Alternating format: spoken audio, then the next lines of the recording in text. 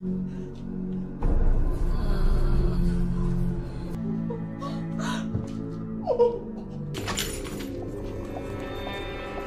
turn again soon enough. Come on.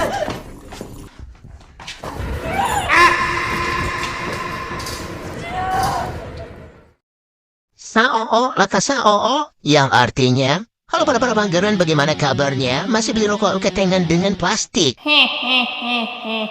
Sama. Masih bertemu dengan saya dengan Deal Stay in the House. Di video kali ini aku akan menceritakan cerita film yang sangat fenomenal pada masanya dan mendapatkan penghargaan sebagai film penggantung susu yang ternikmat yang saya tonton. Bukan lagi video ini yang berjudul Susu Gantung dengan Kemasan Unik. Loh, video ini yang berjudul adalah The Hair. Tanpa nyetrot, marilah kita langsung aja ke videonya. Let's go. Tapi kita intro dulu. Ow, salah keo.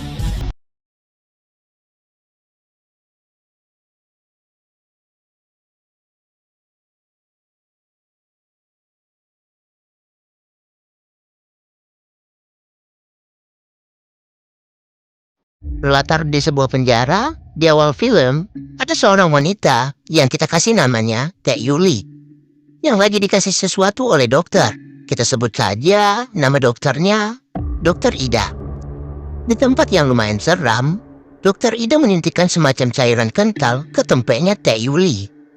Usut punya usut, cairan itu adalah sperm. Setelah disuntik ke tempeknya, Teh Yuli tidak merasa kesakitan. Wajahnya seperti tutor orang mau kesurupan, seolah-olah seperti orang yang ahli jarang kepang.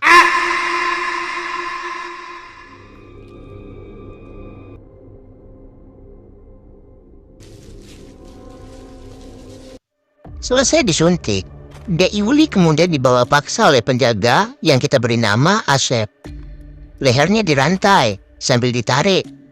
Mirip-mirip seperti kawan yang punya banyak hutang, tapi pura-pura amnesia. Anjing gadang. Saat Teh Yuli mau dibawa, dia melihat dua padusi di dalam kandang. Jadi mereka sedang dirameh menggunakan selang. Dan gak tahu dibuat untuk apa. Kata Asep, nasib Teh Yuli sebentar lagi akan seperti itu. Get up! Your turn again soon enough. Come on. Teh Yuli yang sangat ketakutan kemudian dimasukkan ke dalam kandang. Di saat bersamaan datang penjaga lain yang kita beri nama Agus, yang lagi membawa seorang wanita. Wanita itu juga dimasukkan di dalam kandang. Sembari Agus dan Asep galak-galak, mereka nggak ada rasa bersalah sama sekali, menganggap hal itu hal yang sangat biasa. Sementara dua wanita yang diperas tetenya tadi, hasil perasan itu kemudian diambil sama si Ida.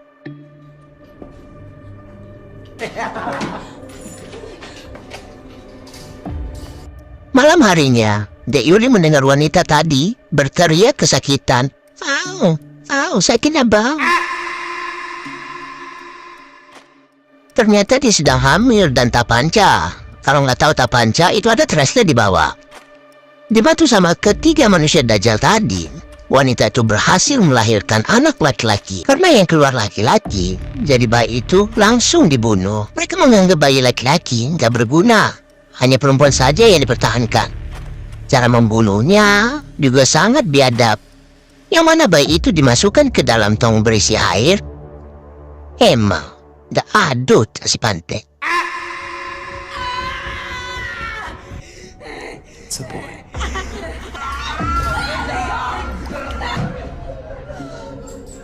Kejadian ini langsung membuat ibunya meronta-ronta sambil menangis.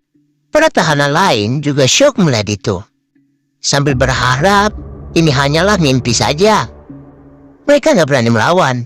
Karena para penjaga membawa senjata listrik. Mereka nggak bakal segan-segan menyentrum.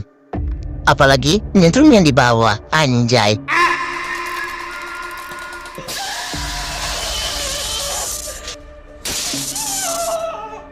Keesokan harinya, satu tahanan dibawa paksa oleh Asep. Entah di mana dia dibawa. Namun tahanan itu terlihat sangat ketakutan. Ia coba meminta tolong sama Teh Yuli. Namun apa daya, orang dah benci. Stay fucking still, will you?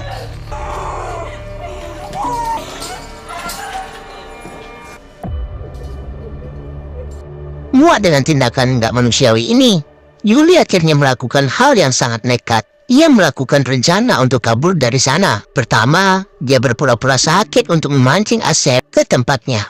Begitu Asep membuka kandang, Dek Yuli langsung menendangnya sampai terjatuh. Ia kemudian mengambil pisau Asep dan tanpa ampun, ia menusuk pisau itu ke lehernya Asep.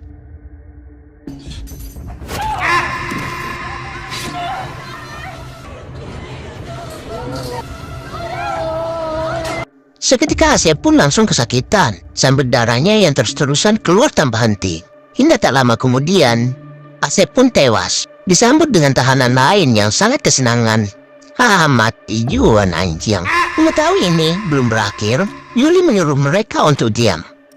Awalnya, Yuli mau langsung membebaskan mereka. Namun, tiba-tiba dia mendengar suara Akos mendekat.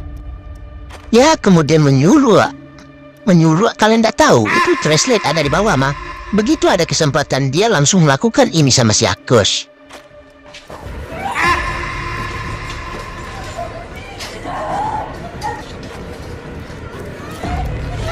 Dengan sekuat tenaga, Dek Yuli terus menjerat lehernya. Agus pun tak bisa melakukan apa-apa. Hingga tak lama, harapan netizen pun terkabul. Ye, mati juga anjing.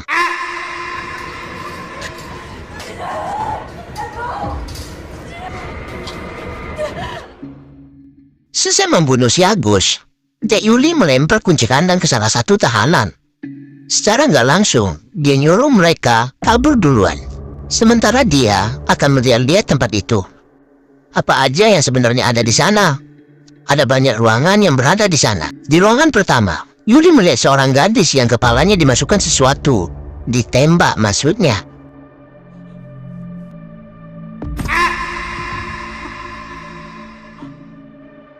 Lalu di ruangan yang lain, dia ngelihat sesuatu yang lebih mencengangkan.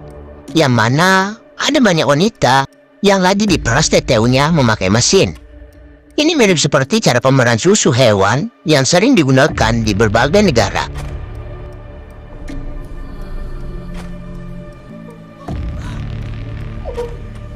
Melihat itu, sontak Dek Yuli pun langsung syok. Sampai itu belum benar di luar nulur. Kok di luar nulur? Dah habis pikir saya. Udahlah, kalian tahu maksudnya. Kemudian, lanjut ke ruangan lain, di mana Dek Yuli nemuin kamar anak perempuan. Di sana ada 2 anak, yang salah satunya tidur. Dan satu lagi coba ditenangkan sama Yuli. Ia nyuruh anak itu jangan takut, karena semua bakal baik-baik aja. Sayangnya, di saat yang bersamaan, muncul seorang penjaga yang langsung menyeret Yuli. Ia kemudian dibawa ke sebuah ruangan dalam keadaan pingsan. Begitu sadar, Yuli langsung terkejut, karena penjaga tadi udah dibunuh tepat di sampingnya. Ternyata, yang ngebunuh penjaga tadi adalah teman satu tahanannya.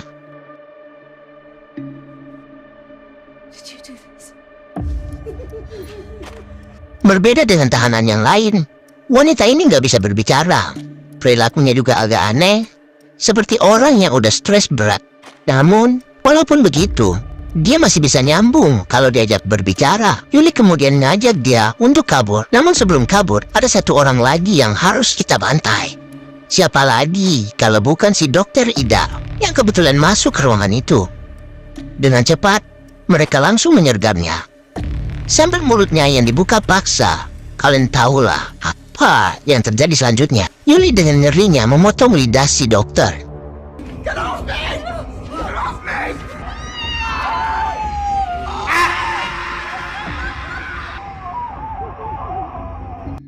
Si dokter kesakitan luar binasa. Gak cukup hanya memotong lidahnya aja.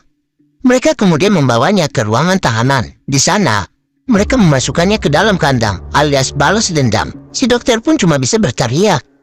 Namun karena lidahnya udah gak ada, jadi teriakannya itu, ya gak dengar lah, goblok.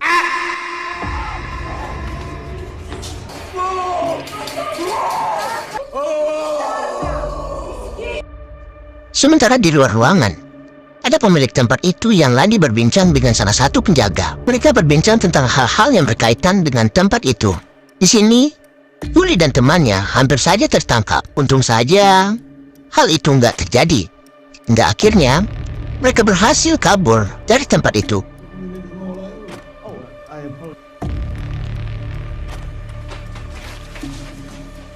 Itu sebenarnya adalah ending dari film singkat ini. Namun setelahnya, kita akan dikasih tahu apa alasan susu mereka diambil. Jadi guys, susu mereka adalah bahan baku pembuatan skincare. Diketahui di dalam susu wanita terdapat kandungan zat yang baik untuk kulit dan wajah.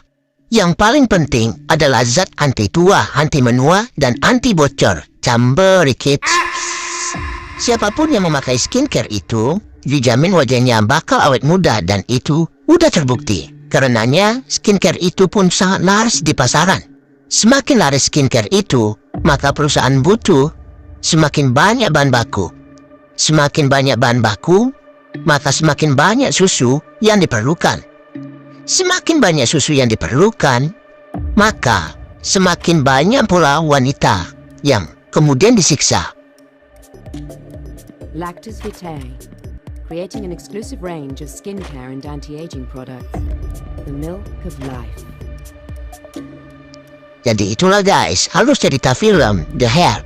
Film singkat yang durasinya cuma 20 menit. Walaupun filmnya yang sangat singkat, namun film ini berhasil mendapatkan penghargaan. Film ini dianggap sangat punya syarat makna yang ditujukan bagi para perusahaan susu. Masih ada beberapa perusahaan yang tidak memperlakukan hewan ternak seperti seharusnya. Para ternak masih sering disiksa, dipaksa untuk ngeluarin susu sebanyak-banyaknya. Bagi kalian yang mau nonton filmnya, nanti saya bakal kasih linknya di deskripsi ya, kalau nggak di komen. Oke guys, sampai di sini dulu videonya.